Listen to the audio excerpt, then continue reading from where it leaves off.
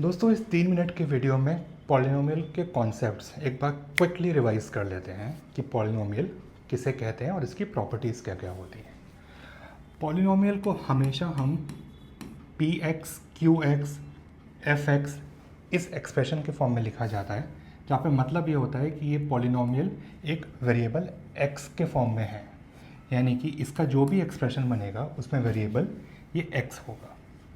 तो इस पॉलिनोमियल को अगर मैं लिखता हूँ a x square plus b x plus c, तो यहाँ पे ए बी सी ये सब कॉन्स्टेंट्स हैं।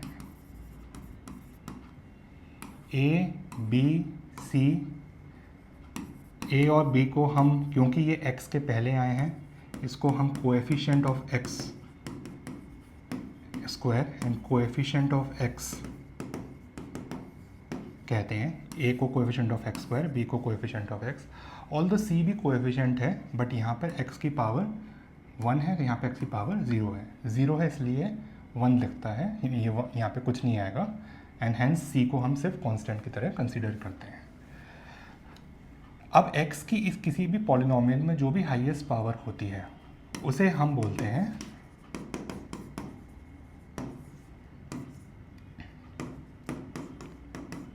Degree of polynomial. Degree of polynomial decide करता है कि पॉलिनोमियल का नेचर कैसा होगा। अगर डिग्री 2 है, क्योंकि इस केस में हाईएस्ट पावर 2 है, तो ये हमारा हो जाएगा क्वाड्रेटिक पॉलिनोमियल।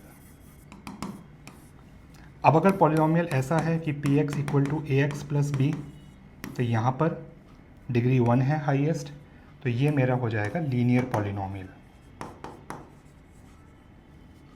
अब अगर डिग्री 3 है तो वो मेरा हो जाएगा क्यूबिक पॉलिनोमियल। उसको कैसे लिखेंगे?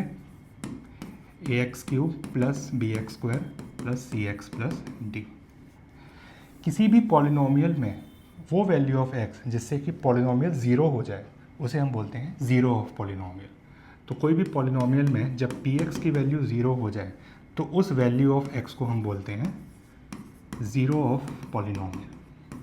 तो फॉर एग्ज़ाम्पल पी एक्स मेरा है 5x प्लस 3, तो मुझे x की किस वैल्यू पे ये वैल्यू 0 मिलेगी? ये पॉलिनोमियल 0 होगा, तो 5x प्लस 3 को मैं 0 रख दूंगा, तो x की वैल्यू आई -3/5।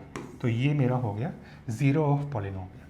आगे चल के यही ज़ीरो ऑफ पॉलिनोमियल को हम रूट ऑफ द इक्वेशन बोलते हैं, क्योंकि 5x plus 3 is no more polynomial but this is an equation.